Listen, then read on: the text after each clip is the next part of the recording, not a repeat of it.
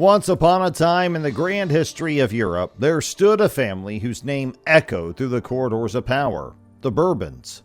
From the glittering courts of France to the sun-drenched lands of Spain, the Bourbons held sway over kingdoms and empires, their legacy intertwined with the very fabric of European royalty.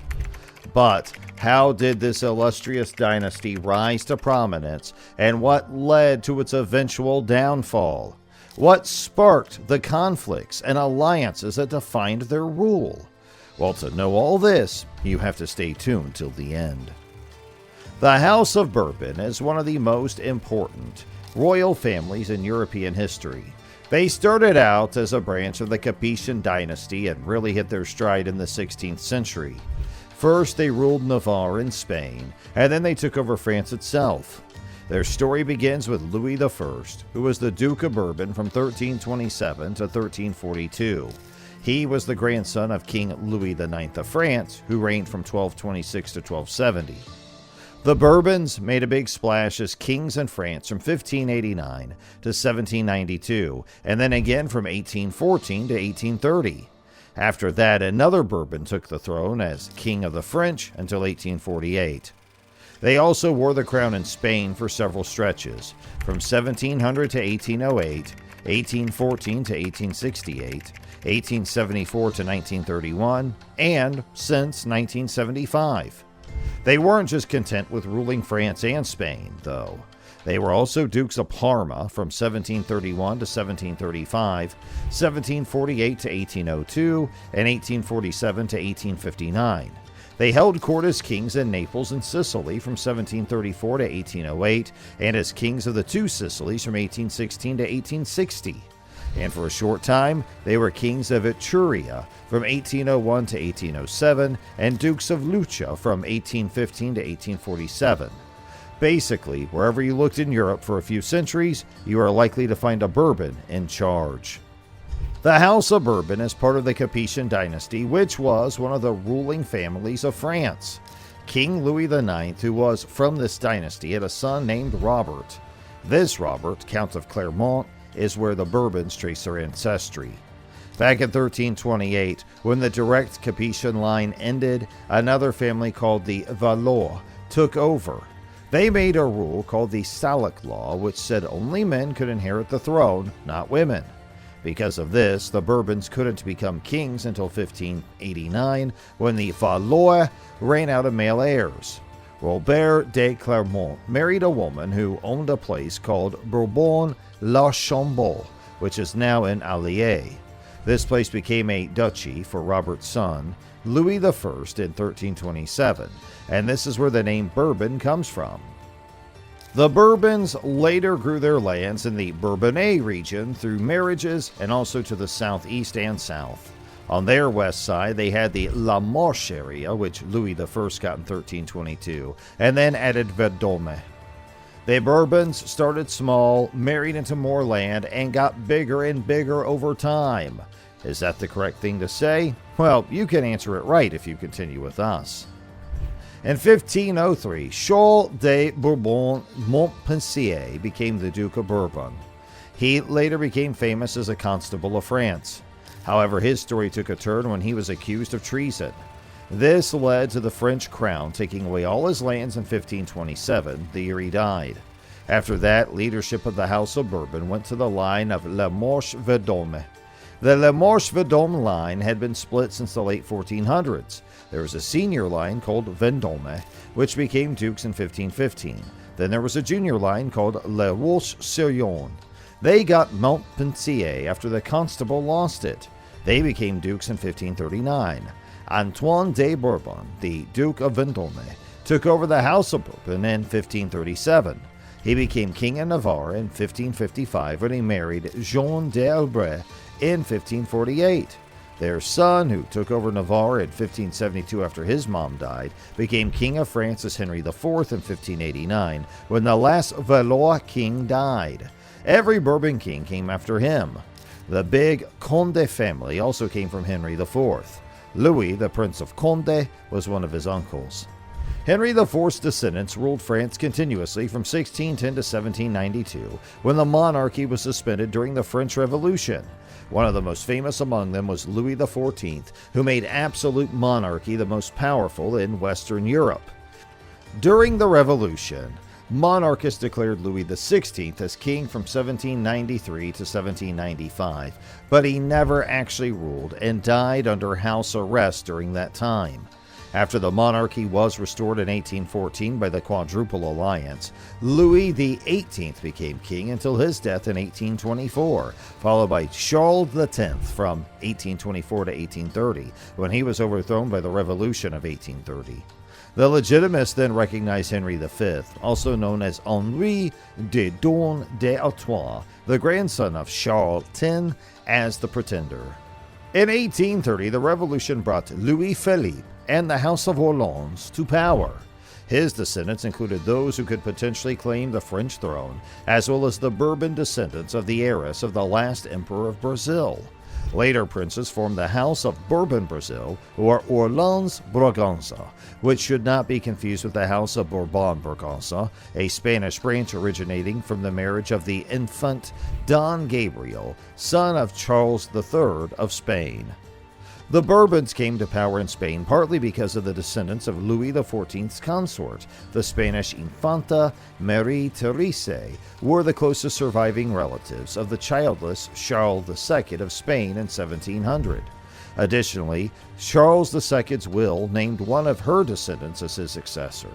However, to avoid the union of the Spanish and French kingdoms, Charles II did not name Louis XIV's heir apparent or his eldest son, but rather the second of Louis XIV's grandsons, Philippe, Duc d'Anjou, who became King Philip V of Spain. After the War of the Spanish Succession, the Peace of Utrecht in 1713 confirmed Philip as the ruler of Spain and Spanish America, but he had to renounce any claim to the French throne for himself and his descendants. Don Carlos, who later became King Charles III of Spain, laid the foundation for the Bourbon influence in Italy. He was Philip V's eldest son from his second marriage. In 1731, he inherited the Duchy of Parma through his mother, who was the heiress of the last Farnese dukes. During the War of the Polish Succession in 1734, he seized the Kingdom of Naples, Sicily, known as the Kingdom of Two Sicilies. To gain international recognition as the King of Naples, Sicily, Don Carlos had to renounce his claim to Parma in the settlement of 1735-38.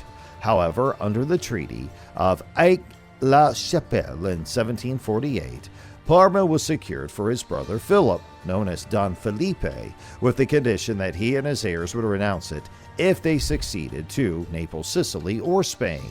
Finally, in 1759, when Don Carlos ascended to the throne of Spain as King Charles III, he passed Naples, Sicily to his third son, Ferdinand, with the condition that the two kingdoms should never be united under one sovereign.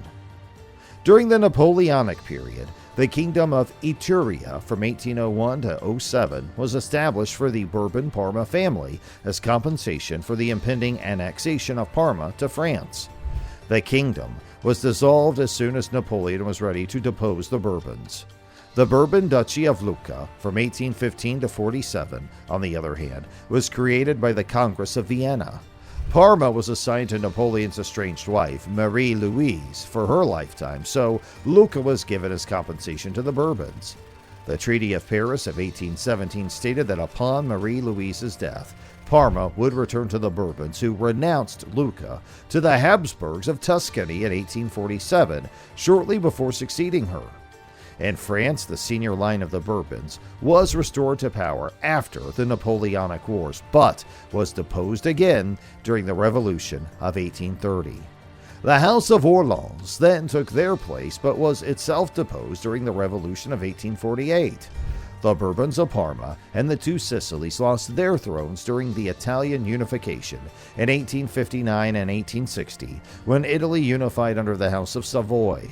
In Spain, the Bourbons faced numerous challenges in the 19th century and lost their sovereignty in 1931. However, with the promulgation of the Law of Succession in 1947 and General Francisco Franco's choice of Juan Carlos as his successor, the monarchy was restored in Spain in 1975. Duc d'Anjou's rise to power in Spain wouldn't have happened without serious backing from his French grandfather, the king. The Bourbon crew in Spain also played a big role in setting up shop in Italy, but things got shaky between the French and Spanish Bourbons from 1718 to 1720. France jumped into the War of the Quadruple Alliance against Spain due to some family drama among the Bourbons. Unexpected deaths in the French royal family left 5-year-old Louis XV as the only thing stopping Philip V of Spain from claiming the French throne. Philip thought his claim was stronger than Louis XIV's distant cousin, Philippe Duc d'Orléans. There were even plots against Duc d'Orléans by Spanish agents. But in 1722, things cooled off when the Spanish king's son married the French regent's daughter.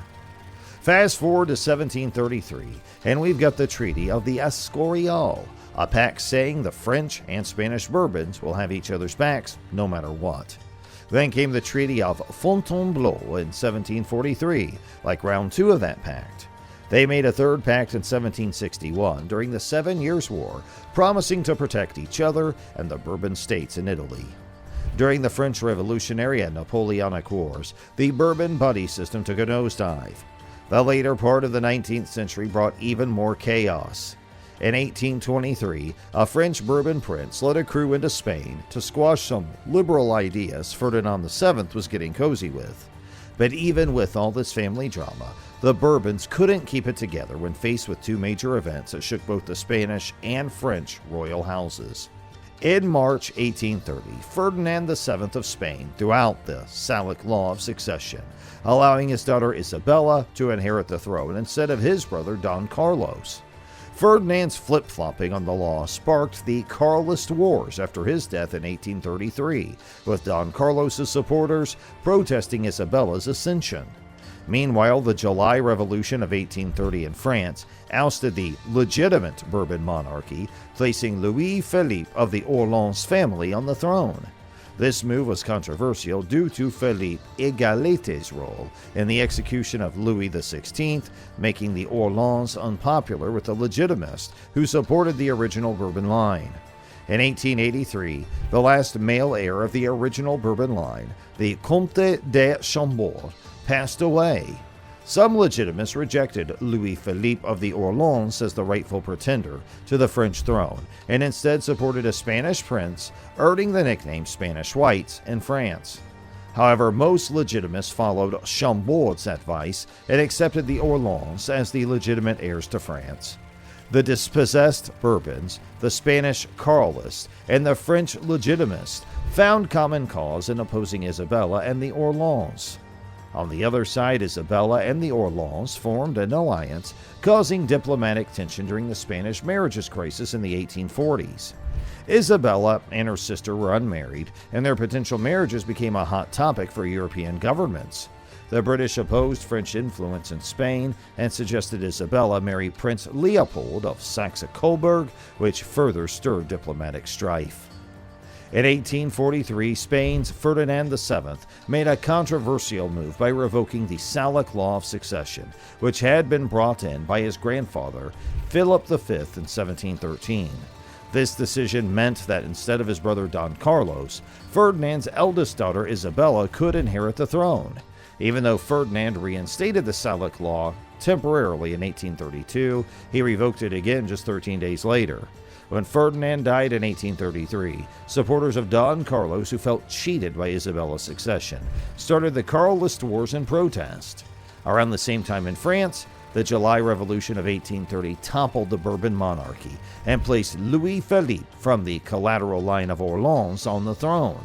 This new regime was deeply resented by the Legitimists, who were loyal to the legitimate Bourbon line. When the last male heir of the legitimate line, the Comte de Chambord, died in 1883, some Legitimists refused to recognize Louis-Philippe's descendants as the rightful claimants to the French throne. Instead, they disregarded the renunciation made in 1713 and looked towards a Spanish prince as the rightful king. These Legitimists were known as the Blancs d'Espagne, or Spanish Whites. However, most Legitimists followed the Comte de Chambord's final advice and recognized the Orléans family as the rightful heirs to France. Despite being rivals, this dispossessed Bourbons, the Spanish Carlists and the French Legitimists, found common cause against their opponents, Queen Isabella and the Orleans family. This alliance led to the crisis of the Spanish marriages in the 1840s. The marriage prospects of Queen Isabella and her sister Louisa were of great interest to European governments striving to maintain the balance of power. Initially, Louis Philippe and Isabella's mother, Maria Cristina, suggested that both sisters should marry princes from the House of Orleans. However, the British government, fearing too much French influence over Spain, proposed that Isabella should marry Prince Leopold of Saxe-Coburg, who had closer ties to Great Britain. Eventually, in 1843, France and Britain agreed that Isabella should marry a neutral prince, preferably one of her Spanish Bourbon cousins. After Isabella had a child, her sister Louisa would marry Louis Philippe's son Antoine, the Duc de Montpensier. However, selecting the right cousin for Isabella was challenging. The Spanish government rejected the Carlist contender cousin, the Comte de Montemolin. The next in line, Don Francisco de Assis, was doubted for his ability to father children. The liberal Don Enrique, though favored by the British, was not liked by the Spanish. In 1846, things took a turn. The British accidentally gave the French the impression they were secretly pushing for Isabella to marry Prince Leopold of Saxe-Coburg. This led the French to hastily arrange for Isabella to marry Don Francisco de Assis and for Louisa to marry Montpensier on the same day. This move angered the British, who feared Montpensier might eventually become King of Spain. Isabella wasn't happy with the marriage. She had preferred to marry Don Enrique, but ended up with Don Francisco de Assis. She spent a lot of time away from him and had indiscreet relationships with other men, which fueled rumors when she had a son in 1857. This played into the hands of the Carlists, who argued that Isabella's male descendants weren't legitimate under the Salic law. Most other Bourbon princes had already accepted Isabella's rights, or were claiming other thrones. This forced the Carlists to look outside the immediate family for a new claimant. Some Bourbon Parma princes showed interest, but they didn't want to give up their Parmesan titles, which conflicted with any claim to rule Spain. This upset the Orleans family, which had to respect a similar agreement from 1748 that affected their own claim to France. Henry IV, the first Bourbon king of France, had quite a journey to the throne. Born in 1553 in the Kingdom of Navarre, he was from a long line of French royalty. His dad, Antoine de Bourbon, was a descendant of King Louis IX, and his mom, Jeanne d'Albret, was the Queen of Navarre and related to King Francis I of France. As a kid, Henri was raised as a Calvinist, but things got complicated when his dad died in 1562, making him the Duke of Vendôme at just 10 years old. Gaspard de Coligny acted as his regent. By age 17, Henri was leading the Huguenots, a Protestant group, after his uncle's death. Henri's life took a dramatic turn in 1572 when his mom passed away, and he became Henry III of Navarre. That same year, he was set to marry Margaret of Valois in a move to bring peace between Catholics and Huguenots. But things went horribly wrong during the wedding, known as the St. Bartholomew's Day Massacre, where many Huguenots were killed. To save his own life, Henry converted to Catholicism, but he later went back to being a Huguenot. France saw some peace for a while, but in 1584, things heated up again. Henri found himself in a power struggle known as the War of the Three Henrys, fighting against Henry III and Henry of Guise. After Henry III's assassination in 1589, Henry IV claimed the throne, sparking more conflict as Catholic France refused to accept a Protestant king. Despite some victories, Henry IV faced challenges, especially from Catholic supporters backed by the Spanish. To strengthen his position, he converted back to Catholicism in 1593 and was officially crowned king in 1594. However, the fight for control of France was far from over. Henry IV made some big moves during his reign. In 1598, he signed the Edict of Nantes, which basically said, hey, Catholicism is the official religion, but let's give the Huguenots some breathing room. This helped calm down the religious tensions in France. Around the same time, he sorted things out with Spain through the Treaty of Vervins, tidying up the border and getting Spain to finally recognize him as the King of France. Henry wasn't just about politics, he was all about improving France. With the help of his buddy, Maximilien de Baton, he did a lot. They lowered taxes, boosted agriculture, built roads and canals, and even started up some industries like the famous Gobelin tapestry works. But not everyone was happy with Henry's rule. Some folks weren't too keen on his support for Protestants near the German border. Unfortunately, this led to his assassination in 1610. After Henry's death, his son Louis XIII took over, but he wasn't exactly a powerhouse ruler. His mom, Marie de Medici, took charge at first and cozied up to Spain. Louis tried to tackle France's money problems by calling together the Estates General in 1614, but that didn't happen again until just before the French Revolution. To keep things in the family, Marie set up Louis's marriage to Anne of Austria, the daughter of the Spanish king, and so the next chapter of French history began. Louis XIII was a bit fed up with his mom's influence, so he teamed up with the Duc de Lorraine in 1617 to get rid of her favorite guy, Concino Concini, by having him taken out. After some bumpy years with Louis's own favorites running things, he brought in Cardinal Richelieu in 1624 to steer the ship. Richelieu was all about boosting France and the monarchy. He had big dreams of making France a top dog in Europe and tightening things up under the king's rule. To do this, he created the intendants, regular guys with special powers from the king to keep the nobles in check and to get stuff done. Richelieu wasn't afraid to get into a fight either.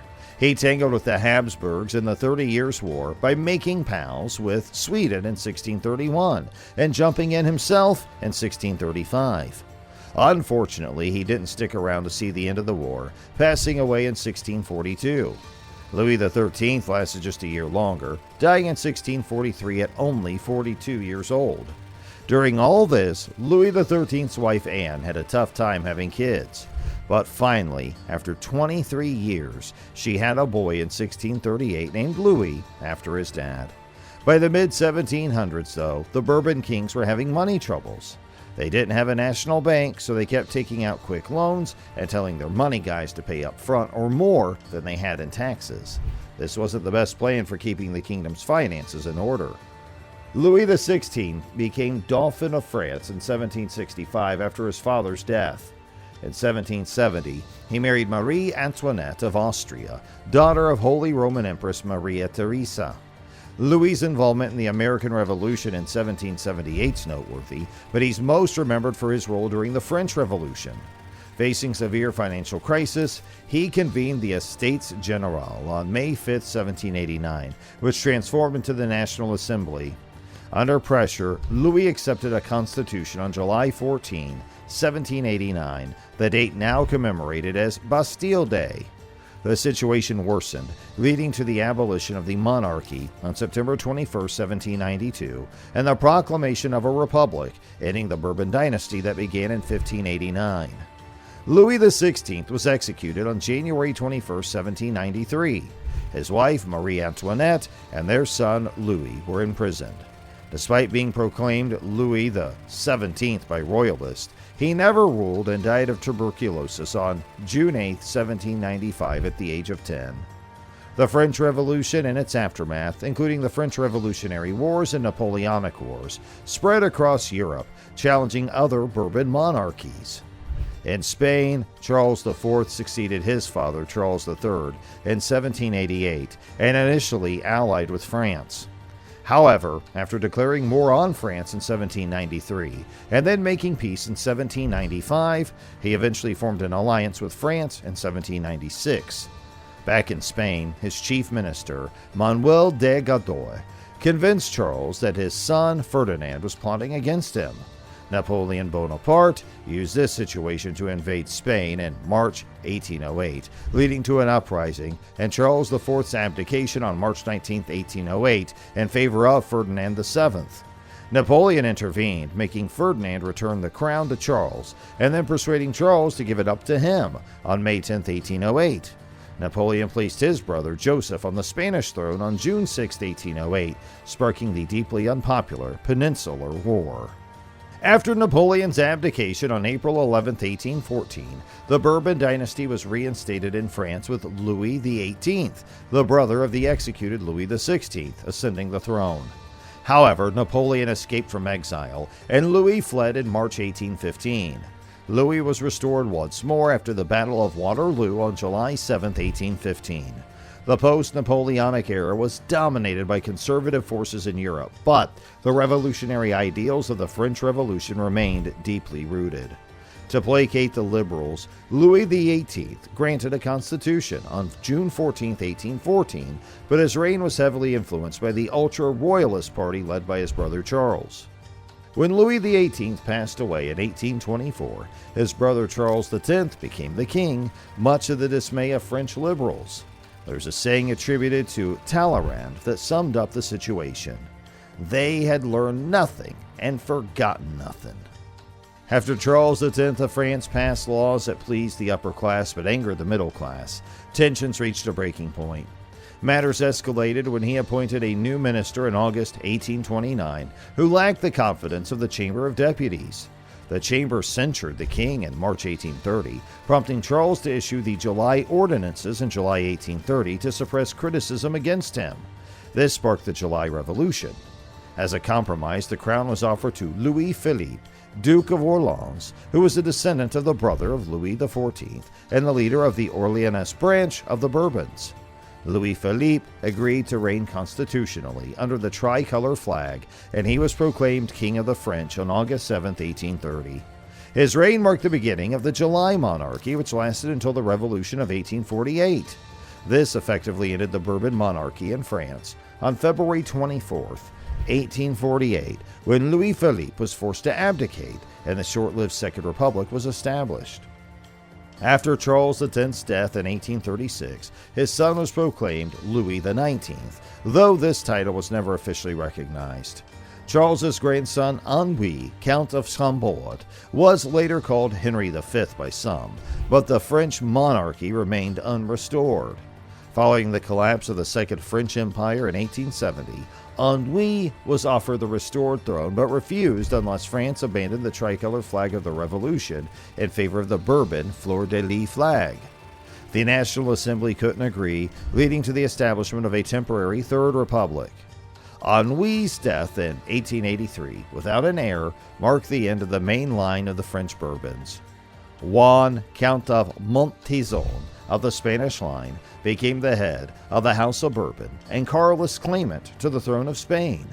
Today, the eldest Bourbon and the head of the house is Louis Alphonse, Duke of Anjou, due to the terms of the Peace of Utrecht, which barred the descendants of Philip V of Spain from inheriting the throne of France. Many monarchists recognized the Orleans line as the heirs to the French throne. In 1830, an ordinance by Louis Philippe I decided that the king's children and his sister would continue to bear the arms of Orleans. Louis Philippe's eldest son would be titled the Duke of Orleans as Prince Royal, while his younger sons retained their existing titles. The king's sister and daughters were styled as Royal Highness and de Orleans, but the Orleans dynasty did not take the name of France. So that's going to bring us to the end of today's video. Did you know all of this information about the Bourbon family? How much of it did you know? Let us know in the comments down below. Did today's video pique your curiosity? Did it really tickle your fancy, as they might royally say? Hey, something else about this story raises the question. What might have been different if they had been able to maintain their power in both France and Spain? How would things be different in the world today, here in the mid-2020s? What are your views on this? And did you have a particular favorite leader among all those we cover today? Let us know in the comment section below your thoughts. And for more great, amazing, and informational content, I kindly ask you to please subscribe to our channel. Pressing the bell icon allows you to always be notified when we have a new upload for you, and you'll be the first to know all the latest details in our informational videos. Also, if you enjoyed our video, we would be very pleased and much obliged to you if you would press the like button and share our video with all your fellow family and friends, and let's say fellow royal followers too, who may enjoy learning more about the Bourbons and all the ground we covered in today's video. We appreciate you spending time with us today, and we'll look forward to catching up with you in our next video. Once again, please like, share, and subscribe, and make sure you stay tuned with us and keep exploring. Have a great rest of your day, and thanks for watching.